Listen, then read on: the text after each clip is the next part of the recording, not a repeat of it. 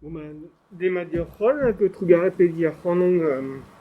amman evit ar brezegen war an ekologiez e Breizh. Tu ya mont da ginnig dior bar pez a oueon war an ekologiez e Breizh ar der an istor kom bet fardet ler nevezo war istor an ekologiez e Breizh eus an nantek vet kanvet betek youande. Si tu bon ar PowerPoint ket pen da ben e brezonek o moa gret a c'hinnixe dija e galek nebedik zo hag en klasket laket a PowerPoint e brezonek men meus ket bet amzer treiñ pen da ben pur ki zo bet lardiam ez o labour de BCD hag ar mariomant mont po o c'hober ar budjedou ar c'hontaouerez a tout se evit goulenn ar yalc'haj ou evit ar bloavezh daouvil daou war nugen si tu vel ma c'hellit kompren zo kalz labour ar maremant gant tout an traousez. Ya dam soñjer ar memes rabitou da c'hevred digezhioù. Prestol a re o deus da goulenn ive, Calliope et tout se zo c'hoant kenañ. Setu, bon evit kregi ganti, perak sevel un istor eus an ekologiez e Breizh zo bet goulennet ganin dija, pa en da gomz eus se diavez Breizh, me perak deus da gant zo trao everk e Breizh, deus da gant eo ket lodenn eus istor an ekologiez e brochal da skouer. Ben nan, pas pen da ben bezo fedou everk a zispleg zo un istor eus an ekologiez e Breizh, dija pugur zo bet a bep sort kevri degizhioù aozadur hag a zo en em aozet da live Breizh a bez pam departement, da skouer an SEPNB, Société pour l'étude et la protection de la nature en Bretagne, hag a vezan bet vraiment Bretagne vivante a zo aozet da live pam departement Breizh. Dour asterio Breizh o rivière de Bretagne, ive a zo aozet da live Breizh a bez. Bezobet a bep sort stourmou ekologel everk e Breizh hag a oa liammet gant an inentelez, peogwir e laken an inentelez war-raok, peogwir e implijen an inentelez, peogwir e oa rouedadou kengret gant ar stourm-se, gant a bep sort stourmou, a bep sort strolaj ou bien bete groaz an naonet evit chikour aneo, da skouer stourm enep nukleel plogo a zo brudet evit se, e oa rengret hag a oa Breizhat, ne oa ket nemet e plogo, ne oa ket da live bral, ne oa dreistol da live Breizh memestra. Bezobet ive taolioù fall everk da Breizh, da skouer a lannoioù du, ben ar fin neus moarva tammdou a rebet erbet hag a zo bet touchet gant kemen a lannoioù du, da skouer gant teir eus a lannoioù du pennañ erbet hag a zo an torre kanyon an amoko Cadiz hag an Erika, hag neus bet un efed memestra braz war doare da zelet ouz ar zo tradur, doare da zelet ive ouz an natur e Breizh, hag bon kiz e displigen tuchantik. Valer an amoko Cadiz zo bet ar stourm kalet ive gant Bretonet hag a zo bet betek Chicago evit gounit ar proses, a sez ive zo lodenn eus istor Breizh hag ouzpenn-se elfen diwean e Breizh a holl viskaz zo bet disorc'hoù gant an ekologisted ueloc'h eget eler c'hall. Si tu war kalz, vit kalz a beg ou ben ar fin zo tu ya ober an istor eus an ekologiez e Breizh. Setu evit kregi ganti, bon, an ekologiez politikel, an avezet ganeomp zo ganet er bloavichioù dekatriugen, me bezo ar ragistor memestra da tout an istor ze. Hag ar ragistor se, ne o morse ez lakad ur pen kentan da istor ebet, me da ragistor se e fet tu lakad da anei da gregi da skouer gant Christophe Paul de Robien, hag a oa e Parlement de Breizh, oa un an spennoù bras Parlement de Breizh, hag a dastume kalz traoù, hag en eus savet un dastumadek eus plant, main Breizh, tu neus kroget da franmañ ur zel war an natur e Breizh. Hag neus savet un dastumadek hag a zo c'hoaz dalc'het youande gant mirdi Breizh, zo lodenn mat eus an dastumadek se zo bet dalc'het hag bon, an dense hag eus an triwar bet kanvet a zo ive enda dan o trou de Robien zo bet ministre ou gen loas. Si tu mi pe vi Christophe Paul de Robien en eus kroget da zevel ur gouiziegez war an natur ebreiz, hag neuze da zevel ar menos oa tu kaout ur zel olek war an natur ebreiz o renabli a lonet zo, renabli ar plant a zo agal. Hag se tu tamm neus yann oa deus relat an encyclopédistet, oa tu hag oa desdenet kren gant ar gouiziegez. Se tu neus laket da vont barok a bep sortud hag o deus kroget da zastum gouiziegez war an natur ebreiz. En an tegvet kanvet zo ur c'hrem poezus c'hoaz gant da genta a romantoriez bar dachen an arzou hag an revelzi preantel war dachen an ekonomiez. Hag daou luskadze a jinch on zel war an natur en an tegvet kanvet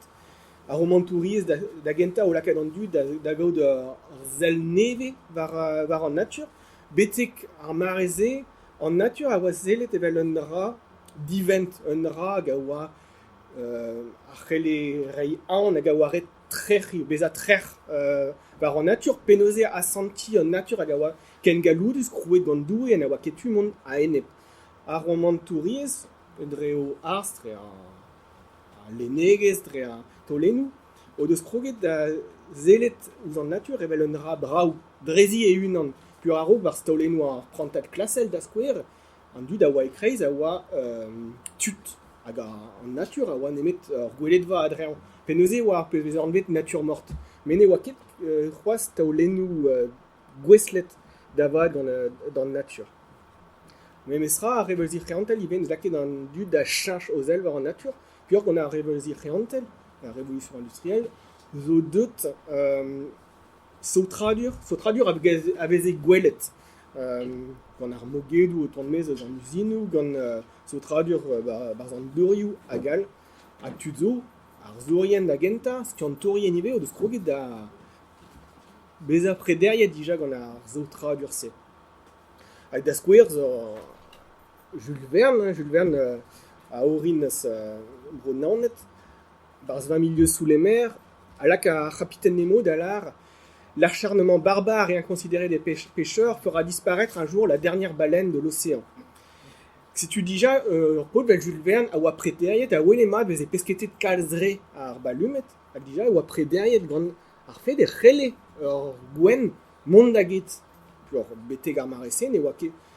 bet c'hoaz Darwin ne oa ket anavezel, ne oa ket an dud hag a wenou hag gane hag a c'hele mondaget. Metan a tamm en antik vet kanvet e krogant dut, restol e fin an antik vet kanvet e krogant dut,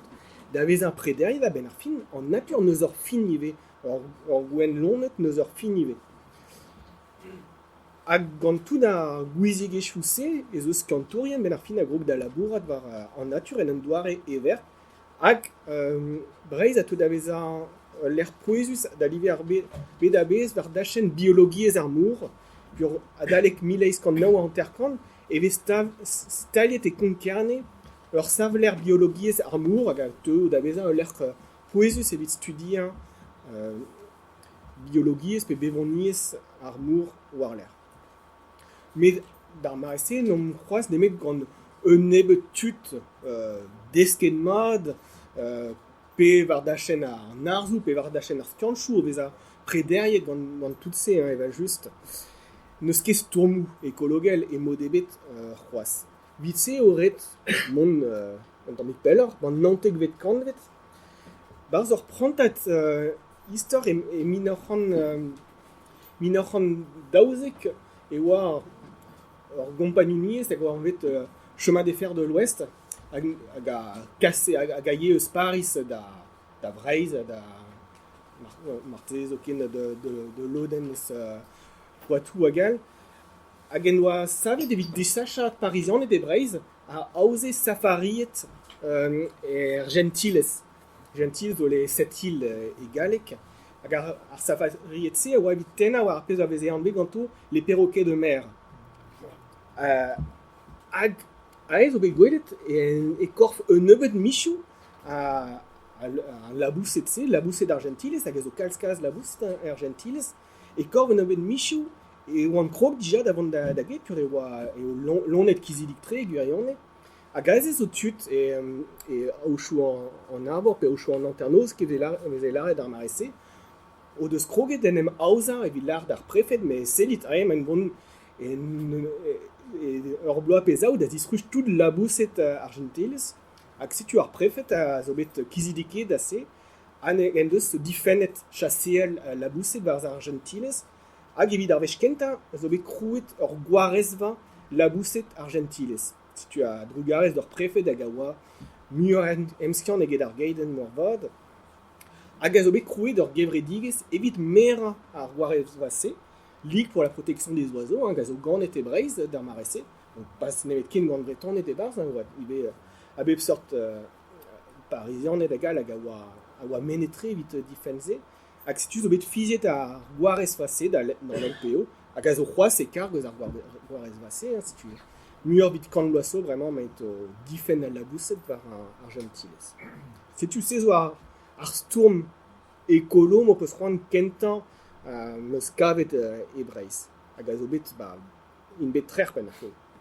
si tu you an de c'hoaz d'ar gentiles eo ezamant d'ar storm-se zo ur gwarez va poezus evit a labouset. Diom un tammik pell ar ban amzer. Si tu as pas de pell, bon, et oa memestra tout se evit o nebet bien tout a dud, d'an dras a zan dud ne oant ket reemskian war an da chenze. A vit kaout ur gevredigez aouzet mat eo ret gorsot ar bloavichou minoc'h an anterkan. Pa nem aouz an nebet kelennerien lise. Kelennerien lise war da chen per bevoniez pe an douaroniez. En eus ouez Marcel Gauthier, Michel Hervé Julien hag Albert Lucas. A zibab da genta ober ur gevredigez, serg géographique et naturaliste du Finistère, evit mont da vale war ar mez gant o liseidi. Dreistol liseidi Kemper a Brest, mon e eusa vid sello douz a labouset, vid sello douz ar main. Met tamm a tamm, o deus in deuet a vez a emskian e oa kudennoù sotradur, e oa kudennoù spesadou o vont bar rouanat, hag buan tre ben ar fin e min ar c'hoant eiz ar anterkan o deus treusfirmet ar cercle géographique et naturaliste du Finistère et Société pour l'étude et la protection de la nature en Bretagne. Pugur de nem lard, studier an nature se zo brav, se zo mod, met studier an ara hag a zo o vont da get, ne ket ken matse studier deus lard, red ediom ive gant tout ar ouiziegez on eus embarzet, en emre an stil ou evit difen se evit treuskas ar pinvidigez naturel se da en dazon. Si tu veux deus krouet da genta or gelaouen an bet pen ar bet hag a zo c'hoaz an eil you an de evit studier an nature hag ive o deus kroget da storm evit kroui gwarez vaioù al e an tammik e pepler e breiz. Hag an ini kenta krouet ganto hag a neuze an eil gwarez va e breiz war l'ar ini argentiles a zo bet krouet e minoc'h an naou anterkan c'hap sizun hag a zo ar c'henta gwarezva hag a zo oleg da rade e vez ar pal a zo difen ar plant hag a lonet. Padal ar gentiles e oa da genta evit difen labouset. Hag bon, you an deiz ar gwarezva se a zo an bet gwarezva Michel Hervé Julien pur eo mar vet yaouank tre prezident kenta an SEPN2. Si tu are adalek ar marese zo un aozadur stabil e breiz hag a stourm evit difen an enro hag a zo c'hoaz an eil an deiz pur an bet Bretagne vivant. Ur stourm al un razo dreus ur stourm al pe ur luskad al a gant bloavioù anterkan pe e breiz an eugta a krog da vez a gwelet e breiz vid ar vech kenta a zo a labourdouer biologen bon hag vez e kavet dija e reter en Alsace, en Allemagne, elle va juste, et Suisse, Austria, gal, kalzaro gar bloavechou anterkan, mais des breiz netigouez nemet ar bloavechou anterkan, just d'ar mare ma groge ar Jacques just a war da lar e oa ret moderniza pendaben a labourdouer, e oa ret lakad mur a gimiez, mur a mekanikou ba labourdouer, hag zo bet tu kontrol nebeut laborean dour, là, à zongedeo, neyeket ar jak var an tumad, hag a modernisa betegre en nature, a c'hele beza fall. Si tu as en dutse, hag a oa kentor tud, deus an tudioù pell vid a gwerion, e un tud hag a oa bet tost a peus petin, peus poujad hag al, evel Jean Boucher a Raoul Le Maire, an daou des mua brudet eus a luskatse d'ar marese, mais minoc'h an eiz anterkant, tout an dutse a groupement d'agriculture biologique de l'Ouest, evit kevreda a bep sort labourerien biologel e breiz hag e broioù a liger, hag an daou zo e pen a luskatse, Jean Boucher a Raoul Le Maire, a grou un enten Boucher Le Maire, hag a zo c'hoaz an ei, bez goe da skouer bleut, gwerzet gant hervez ar méthode de Boucher Le Maire. Met tamm, kichen a luskatse deus an tudioù pelamad hag a oa kentor kilstourmer e girone hag a stourme a enep da modernizadur a labour-douar. Tamm zo labourien douar hag a zongedeo memstra a labour-douar biologel a oa mat, men emzan te ket en oez e barz ar groupement d'agriculture biologique de l'Ouest. Si tu as un labourien douar se, kentor eus an tu klei, a grou nature et progrès minoc'h pevar a treugen, si tu zo mu pevid ar marese du 100 000 o difen a labour-douar biologel e breiz. Bon, evit ne ket kal stud d'ar marese, ne ket marté ne nemet tregont den bennak, tregont labourer-douar bennak da dive breiz, mais dans ma tamm e krogin den emzio roi. Hag minoc'h c'hwer a treugen dija, eves digoret ar stol produioù biologel kentan e roazan gant Normer Modet, buentre vo un an al krouetive Brest en orian a gal. Setu tamm a tamm, bloav e choutriugen dija, evez laket framou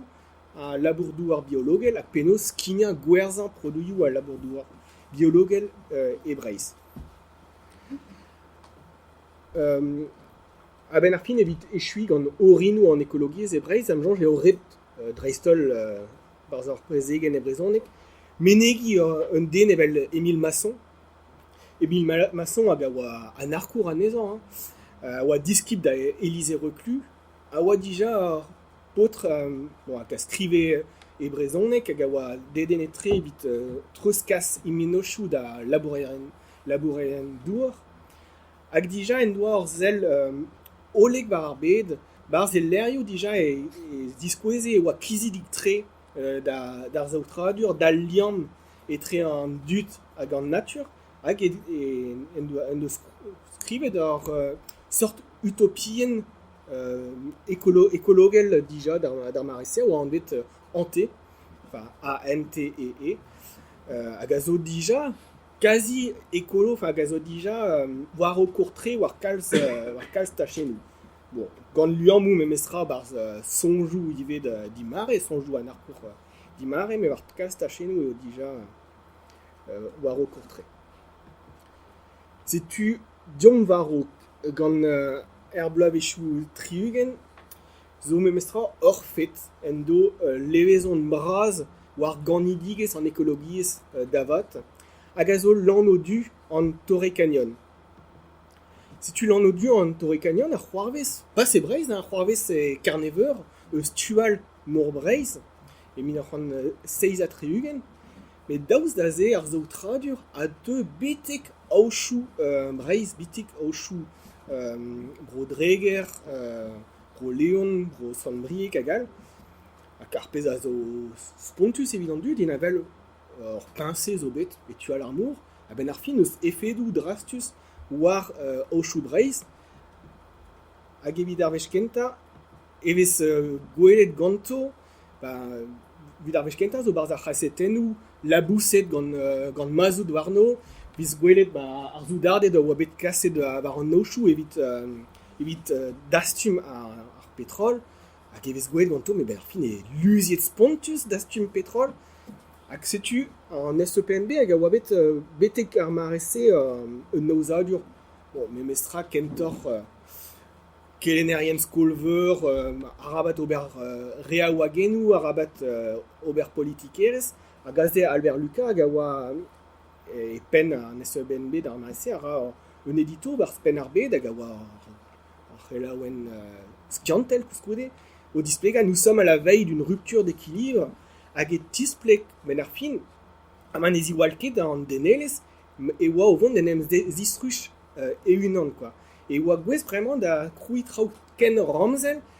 hag e oa gwez en em zistruch e unan. C'est-tu déjà d'ar marese an SEPNB hag oa d'alarme e di oalom neus ket tu kaout bigi brasseur brassan, neus ket tu imtich pétrole muur, puis en effet d'où a c'hall bezañ spontus. Bez bet an torre canyon, mais intalare, mais bez evo unan al man nevez ket gren nitra. Hag bez o nebeut, a vreton d'ar marese, a zo bez koet vel just gant ar skeudennoù, spen bon d'ar marese oa dija an tele, oa bar ouestran vez e gouet mat a labous set mazoutet a gal, zo Glenn Moore ne savet ar gant aouen mraoù d'ar marese, non ket ma tuin a ben da lakat nei. Allez.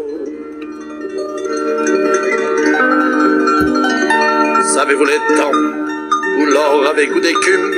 où la pierre était de lune et le navire se voulait là-bas? Qui nous dira s'il fallut l'orage, s'il fallut la guerre pour qu'il ne revienne pas? Puisqu'il chantait aux oiseaux. Savez-vous les temps où l'empire d'argent? Tu vis gouet a dreuz istor an ekologiez e Breizh vo gouet même srak arzorien Breizh a skrivo, a gano, a vo touchet tre gant tout ar pez ar c'hoarvez, a Glenn Moore a oa unan zarigenta, me war l'air vo gouet vel just ket larin tu chantig Gilles Serva, tout da real. Hag stud ar mareze, bon, a vreton edo bet fromet, men e ouien ket peror, tu e bet kentor in bet passiv el memes rak inversé, mais no chou a grogo da vont bar an empenou, hag an dud a grogo memes ra da zonjal bar kuden braz ar zo tradur. Dreistol e vo d'ar marese stourmou evit an enro a grogo e brochal, vel trodro da gwarez war vanoaz en alpou, el larzak e minoc'han eunek atriugen, hag an tout se, e minoc'han eunek atriugen e vo krouet ive ministrerez gwarez an natur hag an enro, evit ar wech kenta. Si tu as d'aller ar marese memestra, so tradur an enro a krog da vezor preder poezus evit a c'halaouet hag evit a vretonet, bete gar poen ma e minoc'han trizek atriugen barz ur sondadek, e vo laket a preder ar zo tradur, vel an ini kentan evit an dud statral. Se oa just a rok an enkaden hag a grogo e minoc'han pevarzek atriugen, l'air a labour, an di labour kentor a to da vezor preder poezus, met a eve gouet ma ben ar fin, sera quasi en terre bois déjà et on dut préderier de bras gant tout se gant brejou en enro da square et Breizh et minoc'han daouzek atriugen quasi en terre boiso et l'air menem lako tout dud en dilenidi a rebredigechou trop drodon dol et videskem bar penoz petra ober var dachen en nature. Ur stourma la gazo poezus e pen kentar blavu dekatriugen zo ar stourm a ene an adlode nadur. Si tu bon ar blavu an terkant gant an traktorien gant brassor brassan a gal en em rent e kont mat hag ar beizantet hag ar parkeier ne oan ket gret mat ken evit an traktorien ramzel hag a kroget da vezar produet d'ar marese, setu deus kroget da zistruj ar c'hlañioù. Evit m'avait fait tu labour d'ar parkeier gant an traktorien. Met edin ken pel ben ar fin a ginet rebel pur ar c'hlañioù. Ne oa ken nemet ur veven etre ar parkeier, ar c'hlañioù a zerviche ive evit derc'hel an dour ar parkeier, evit gwarezi ar parkeier eus an avel, evit kaout a bep sort lonet bien poezus ben ar fin zo ken evit ar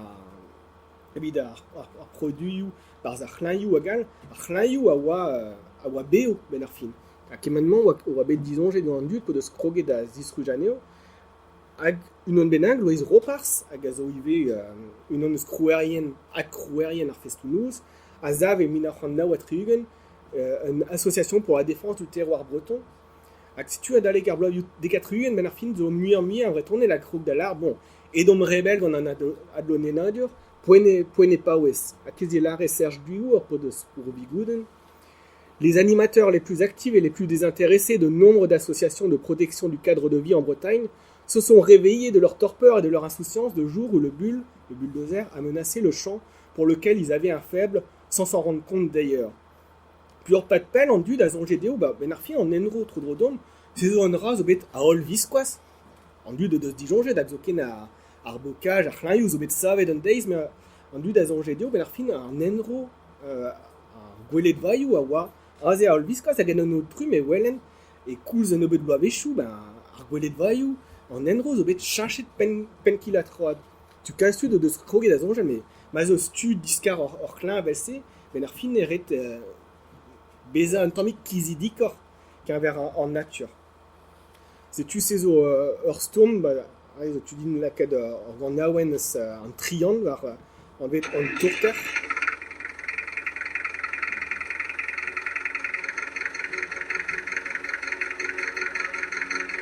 Et là, je vais mag, ya bah, on a ivé bon, Jules Servan, je vais dire en nawen ivé vers Chlaïou. Tu veux sorte par son égout, Angela Duval, aussi bien comme c'est divers de la Chlaïou, et voilà, si tu veux.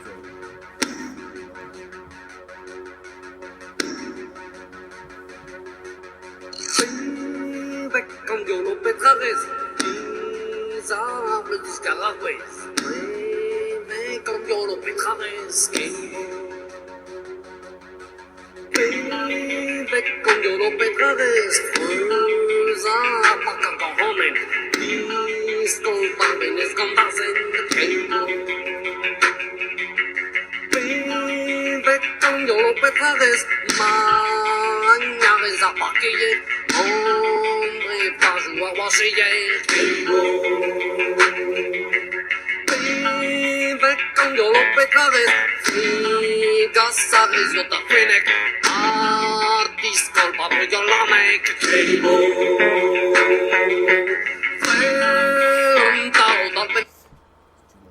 Iroach ar ganeouen. Hag medegom ben ar fin ur stourm all e penkenter ar bloavioù dekatrugen hag zo bet poezustre vid la katkal studiaouan davant bar dachen un stourm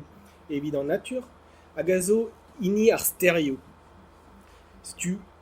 aze ive krouet gant tud hag ar penkenter o pal ne oa ket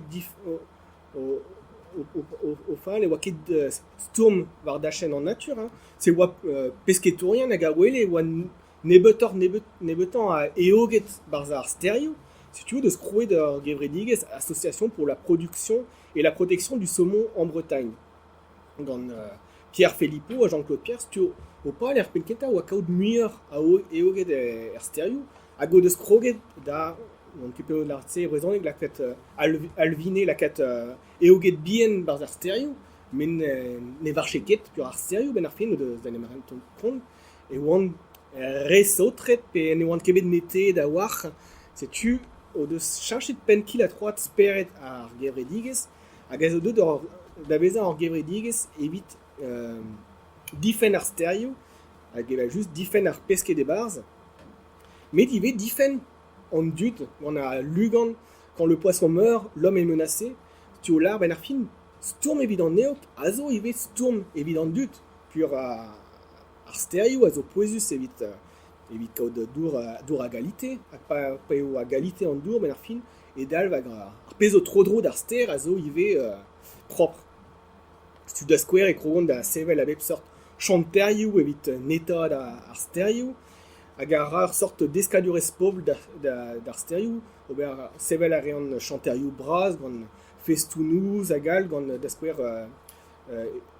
etude e chantier, gant a bep sort tud yaouank, evit oberse barza dans la joie et la bonne humeur qui l'ard gant pijadur met au neta tam stereo breiz.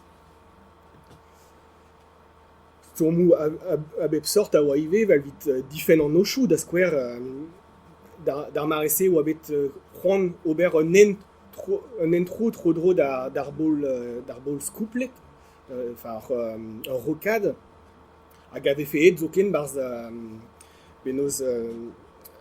l'er mavez gret olen tro dro da wenran, si tu veux bet distruje ben ar fin ekonomiez an olen tro dro da wenran ive, bezo ur mer ispiciel ar marese diont, si tu ae oa bet ur storm braz ive hag oa bet gounezet. Si tu tout ar storm ou bien se ben ar fin, a yo davet ar memestu o lar ben ar fin, bon, nizo o storm evit ar stereo, nizo o storm evit ar c'hlaio, nizo o storm evit a lonet bien barz ar parkeir, nizo o storm evit m'ave fait tu pourmen var vord ar mour, mais ben ar fin, mon po storm evit ar memestra, evit a gazo, evit kaout nenro vat breiz, si tu enem une annant, e barz une union régionale bretonne de l'environnement et mineur daouzeg et triugen. Si tu dija d'ar marese et o ganet luskat ekologour e breiz. Mais eilant terren a blavio dekatrugen zo poezus ur c'hoaz, pur ya kalz peller gant ar storm enem nukleel. Ar storm enem nukleel a grog e breiz hag e kal l'er kiwal e nantekant pevarzek a triugen gant ar plan mezmer hag an emlar ar petrol te davez a kera nekestrik nizon da zevel kreizennoù nukleel a vilvern e brochal evit non pas kaout kemen ezon meus ar petrol ken. Hag setu zo ur plan avec laket a chom kuz pat pell, mais zo bet rak treset diou greizen e breiz. Unan e liger atlantel, setu zo meur a l'er oa bet rak dibabet, le pèlerin, corsept, lire, hag unan e breiz igel. Hag azez ive zo meur a l'er oa bet dibabet, an Ardeven, Plougon, Plonger hag al. Hag ar pez moa kebet rak treset gant EDF o dibab kemen lerc'hioù evelse hag e pep ler ben ar fin, e ler ma zo ar rak tres kreizen nukleel, evez savet ur gevredigez evit stourm a enep da rak treset. Hag an i genta zo e an Ardeven, hag avez an bet komite régional d'information nucléaire, pur an dud ar stormerien gentanse en em lar e bel ar fin, nous omp ket kalstrao war an nukleel, d'ar marese an dud ne bien ket kalstrao war an nukleel, tu rede kelaoui an dud, Petra Dalf, kaout ur greiz an nukleel o ton e breiz, pur bez oa dija un an d'ar marese e breiz, e bre nilis, hag oa bet savet d'ar blavioù triugen, hag d'ar marese ne oa bet storm ebet a enep d'ar greiz an nukleel, si pur an dud ne ouien ket Petra oa. Zo ken en SEPNB o doa gret penadou vilar a une source d'énergie enfin propre, pur e gret edeo ben ar fin hag an energiez nukleel a oa an energiez propre. Si tu n'eo nemet er blavioù dekatrugen,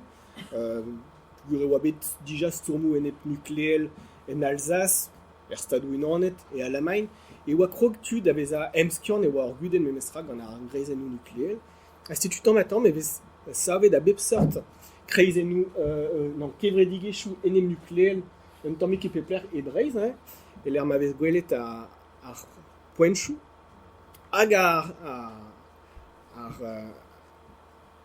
c'hevredigezhioù se enem unan buentre kenetrezo, evit eskem titourou, evit enem chikour an eilre a real, evit mont pa zo ar manifestadek,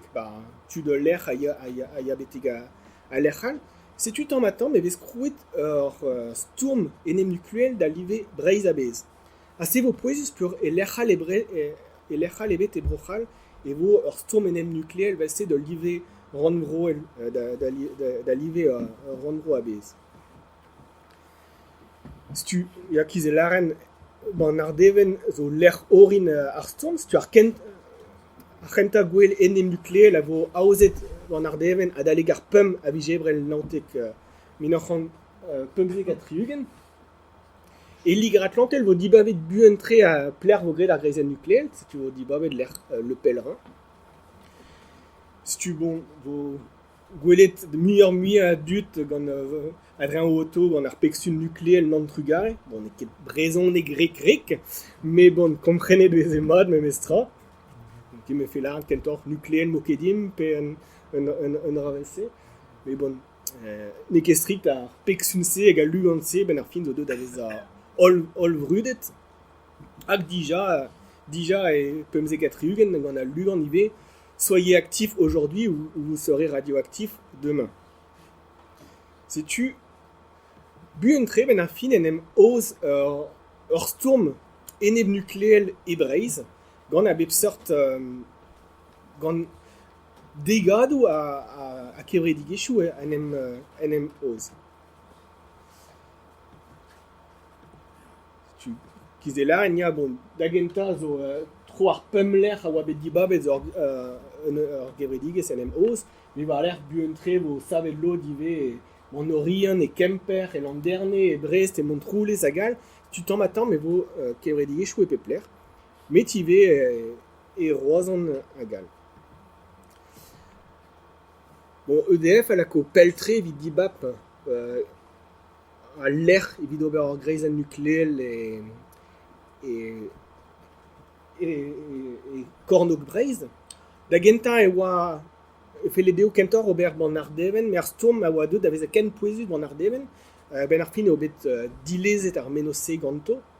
evit kentor mont war du plomoger egalek e broleun, pur ezo zet deo ben ar fin e oa ken stormer tud broleun eget tud bro joenet. Met, ar pen e oa ket gwir a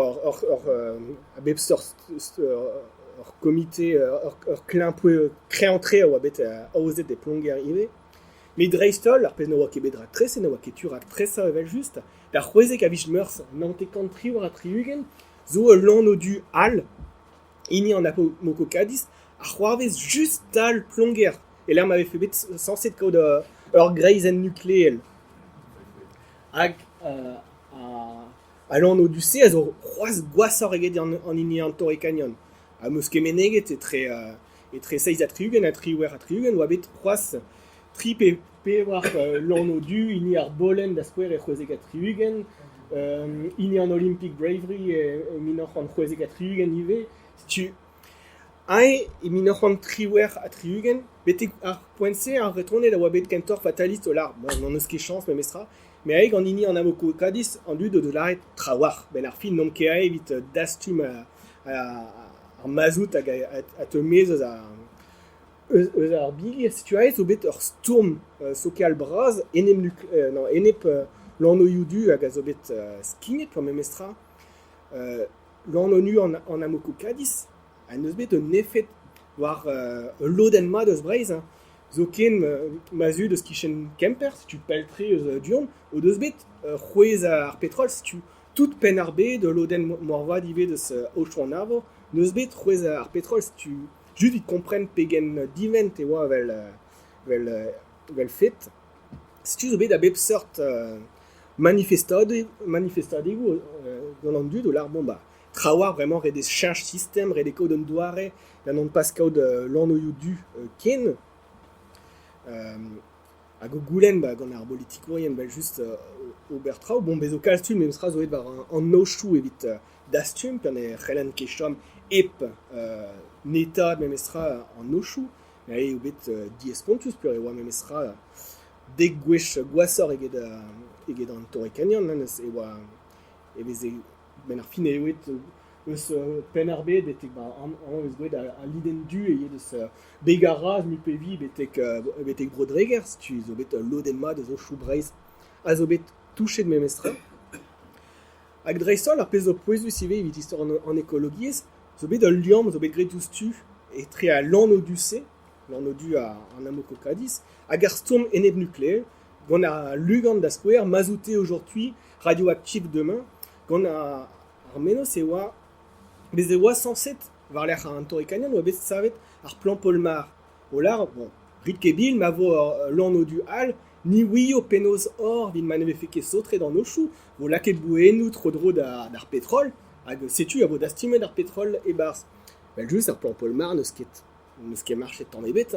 zo bet ur c'hwita den pen da ben, si tu laret, me in al ardiom iveg m'ave fait ur guden gant ur greizen nukleel, zo ur plan, zo prest vit storm a enep da guden se, si tu la, me manike gwest erpel l'an du, penaos e fen gwest mon aeneb d'un darzad et que nucléel. Sais-tu, à Lugansen, zo bet poezustre, puis on a laquet trois degadou a miliadou a dud, d'aveza pe kantadou a miliadou a retron, et d'aveza emskian et war guden créantré en main. Sais-tu evel juste ar maresin e oa ket tuken ober greizen nucléel et plonger, puis on m'avait fait bet ar greizen nucléel et plonger hag a lan o du, fait bet les Fukushima ben ar fin et do Japon, on va juste ar maresin ou deneben oa klevet komz eus Fukushima et de ce Tchernobyl, mais bon. Sais-tu evel diba ben ar fin Stalia a raktres greizen nucléel et plougon et bec a chap. Au sonjal pur beteg ar marese ou ben tud ar chab ne oan ket re et barz ar storm enem nucléel a oa kentor chomet da zelet an traouz an dud de laret. Bon, an député à Dion, Germeur, a zo a du gant ar greizen nucléel en dilenidin et la ronde nitra, si tu ouspen et plougon pas d'ar bloa nemet meret, pur tout d'ar botre da zo var bigi commerce pe var bigi soudart, si tu boket diez lakad ar greizen Dion. Men an avezen ket tud ar chab, hag se tu dioustu po deus klevet tud plougon eve fe gret ar greizen Dion o deus krouet ur gevredigez, o deus kroget da stourm, o deus krouet ur komite difen plougon o deus laket ar mer e pen an traoù, Jean-Marie Kerlor, hag ez o deus gret ur lusk braz d'ar stourm, o deus krouet ive ur GFK hag az groupement foncier agricole, si tu o deus rannet an dachen hag oa sanset l'er ma oa bet raktre set krouy a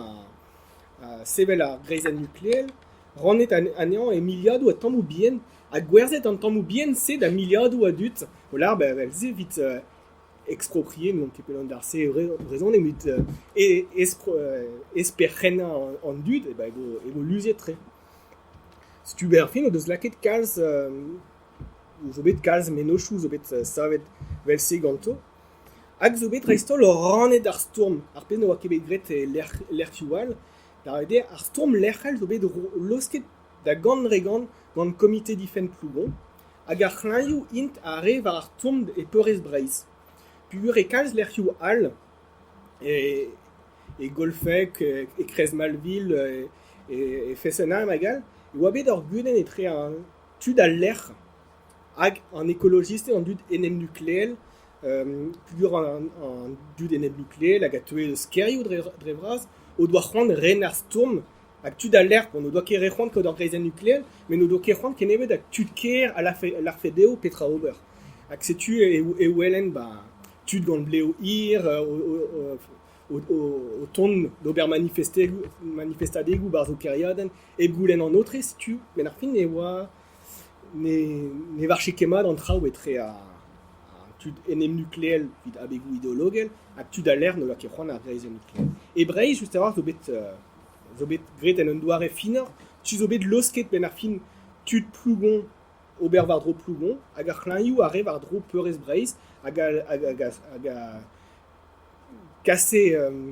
a kelaoue an dud un tammik e pe plec'h e breiz eus ar pez oa o c'hoarvez e plougon.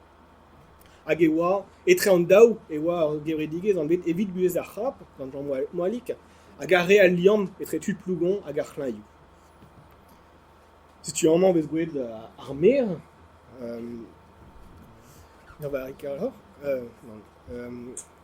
hag mare pouezus ar stourm a zo bet an enklask foran enquête d'utilité publique et ar gouan 1900 pur hervez lezen e oa ret ober un enklask foran, da lavar ede oa ret kaout ali an dud e pat c'hwer zun.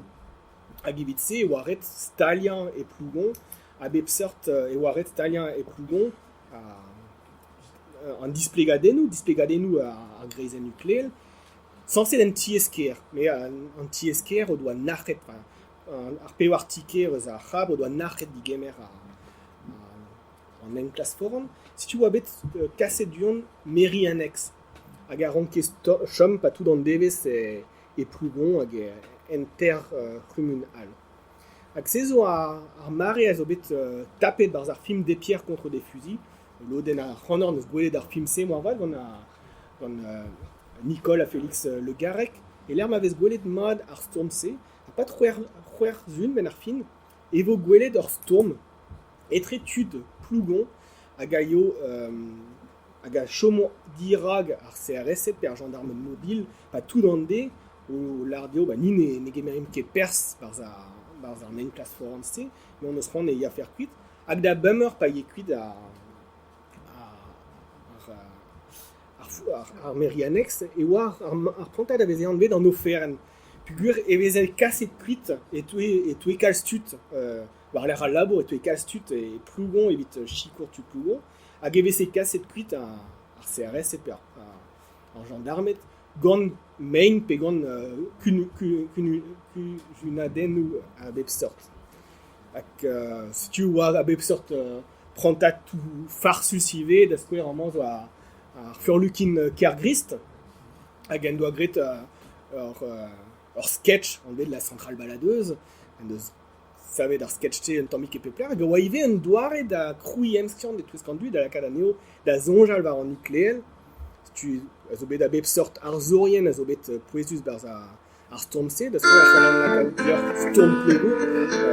goudenn mat Mintin pazau aglis, ezau amnet agar gwinit,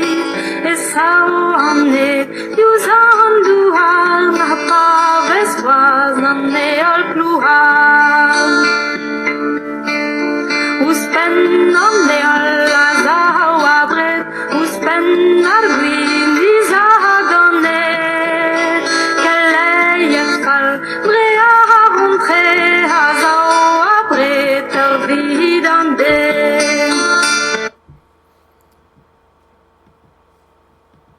Setu an enklask foran-se, ben ar fin a lako storm plogo da veza barz a tout ar mediaou, en ar fin ar mediaou na gomzen min eme deus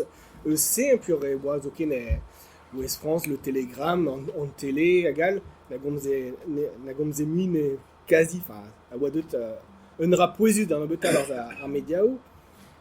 hag kemenman a echio gant ur gwell meurbet e mijme plougon, gant nivet tud a oa bet savet ur kenred etre tud plougon hag tud a Larzac, hag a evo ur gwell bet etre pase, just e plougon, gant kan an terpant mil a dud o ton gant a bep sort son erien eus Breizh, mais son erien eus diavez Breizh ive hag a oa deut, hag evo ar manifestadeg, e oa ur gwell, mais ar manifestadeg war a mem estro, brasa enem nukleel zo bet a biskoaz e Europa. Setu, bon, evit gwelet ur skritel evit ar gwellman. Hag setu, bon, se oa min ar c'hant pevarugen, men ar fin, hag min ar c'hant un a pevarugen zo an dilenadegou preziden, hag, bon, Valéry Giscard d'Estaing eon vel just no a c'hoant mont betek pen ar aktrez, hag François Mitterrand, fin an eon, e oa ket an evet enep d'an energiez nukleel, men zo deut e Breizh o lar mavez an dilenet evel preziden, ne vo ket gret ar greiz nukleel e plougon. Dilenet ebet ar potr. Bon, ne ket an dragentan eus bet c'hoant or, me bez oa da skouer ministre ar mor an o trou pinsek, hag a oa barz a gwarnamant, hag a oa pennek anion, hag ben ar fin, war l'air an ebet michou, o deus in deut a ben da, bez o ken an ebet tidun vechou, ez officiel François Mitterrand, là, bon, vo ket gret, vel ma meus prometet, vo ket gret a greiz nukleel. Si tu a evez zo bet gounezet ar storm, adrugarez de liam etre daou live, a live lec'hel plougon, gant tud menetre, hag live Breizh eus ar c'hlañioù hag kreñioù, hag a stormet da live Breizh a bez. Si tu a kemenman, a liam se etre daou live neus kebet krouet e lerc'hioù e statral, hag evit se damjon se zo an elfen a zispek kalz perag eo bet gounet ar storm e Breizh pas l'erhal. Un elfen al a zo ive pur storm plugo. Ça veut dire var l'air kals storm ou al si tu veux gelet ive gwelet perag eo bet kolet ar storm ou l'erhal o deus in bet o deus kemeret o deus desket trao o welet perag evez e c'huitet ar storm ou l'erhal. Hag tu in deut aben eus auto. Si tu da marese vez rebechet da stormer nucléel beza enep hag in de là non ni on eus ive raktres vardachen en energies hag zo bet krouet ganto ar projet alter breton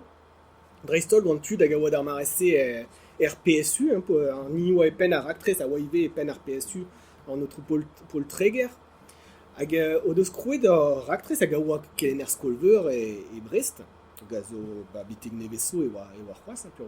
yaouank d'ar marese hag o deus krouet d'ar projet alter breton villar dija d'ar marese o doa tout en elfenou skantel evit produit en energies oaezan e Breizh eb nucléel eb gaz hag eb pétrole gant an avel, gant an eol, gant ar biomasse hag al stu dija d'ar marese e oa ar gouizieg skantel evit ur Breizh hag ave fe 10 euroet met ep an nucléel. Stu d'ar marese war mare ma vez ganet ive an ekologiez politikel gant 1954 kentak a balaerez René Dumont evit an dilenegou president e 1974 vez dilenet ar c'hentamer ekologour stadral e etel Michel Le Corvec paspel en erdeven hag tamm evez mia a tud o vont barz ar strolajou ekologel hag avo krouet ganto ar echlas e minoc'han pevar a pevarugen. Tu betek pegoulz meus evit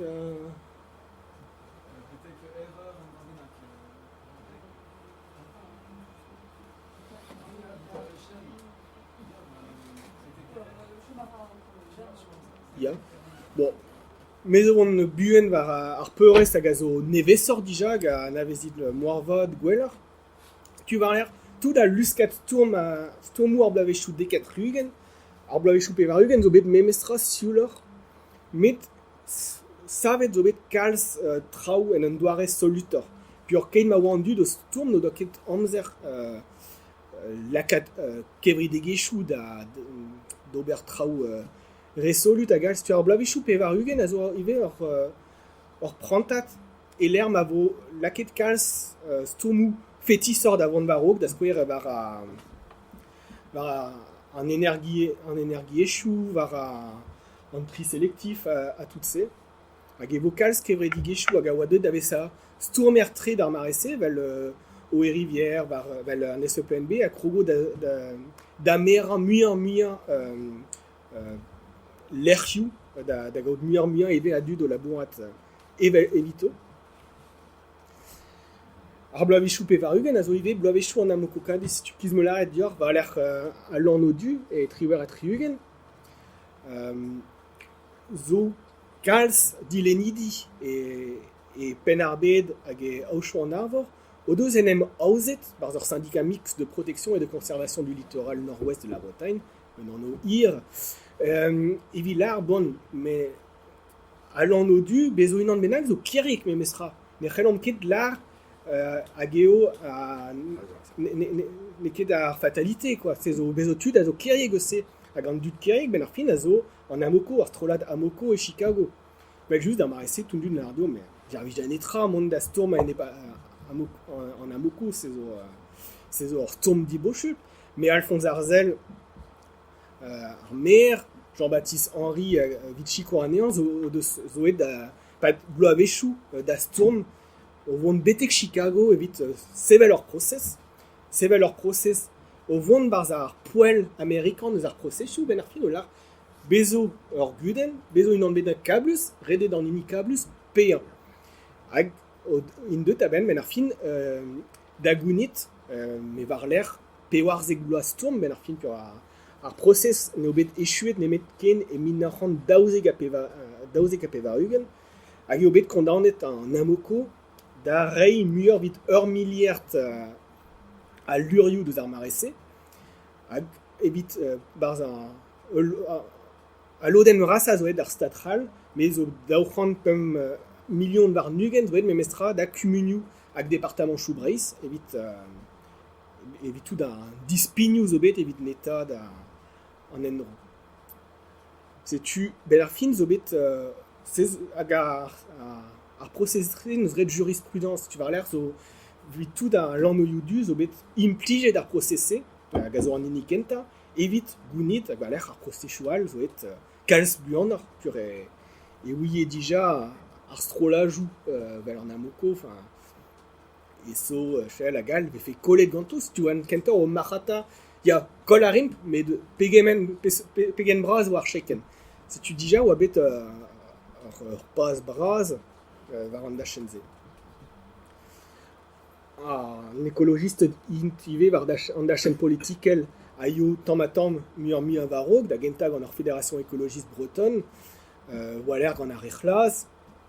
hag odo erint muioc'h a berz en dilennet egou, da skouer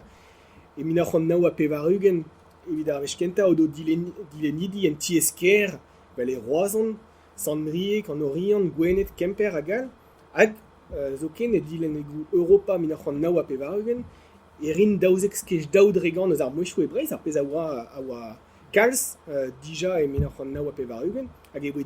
dilennet daou Breizhat, Yves Cochet hag René Conan, hag a varvo chiouaz deiz ar marese evel deputez européen.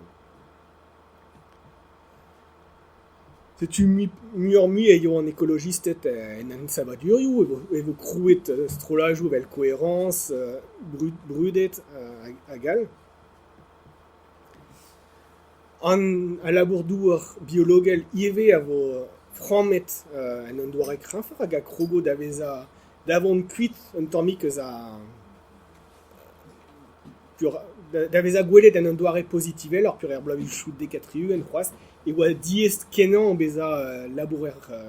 bio, evez er gwelet fall tre gant a labourerien douar all, hag zo ken vit kalz tud e oa ne vezen ki gwelet mat, met tamm e tuin daveza muioc'h a pro, e 1936 a pevarugen e vo kroe ganto ar Fédération régionale des agriculteurs biologiques de Bretagne. Tamm e vo liez kementetive ar foarioù hag ar marc'hajou biologel, da skouer il e bio e gichen a vo kroet e 1901 a pevarugen, biokop a vo kroet e 1904 a pevarugen e Breizh. Hag se tu tamm e vez frammet muioc'h, se tu e vez produet muioc'h hag e vez gwerzet muioc'h ive, se tu deja e daouvil daouzek e oa pevar skech naou eus a surface agricole utile e Breizh gweslet da labourdour bio, met dek dregan e liger atlantel hag a oa memestra kalz muioc'h troet war an dachenzeg e peurez Breizh. Se tu zo stourmou nevez a teu war vel, da skouer ar stourmou tro-dro d'an dour, d'ar bejin glaz a gal, e minoc'h an pevarzek a pevarugen e vo renket Breizh a bez evel takat kizidik evit saotradour an dour gant an nitratou, pur ne oa ket mat keñver a reolennoù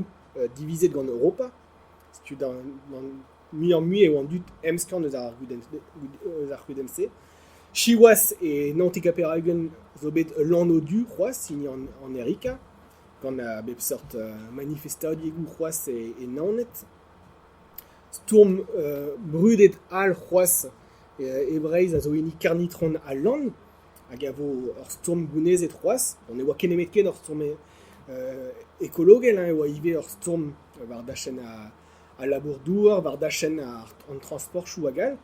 me a vo ur stourm ive hag a zo kroget e daouzek a triugen an terkant blaso, pur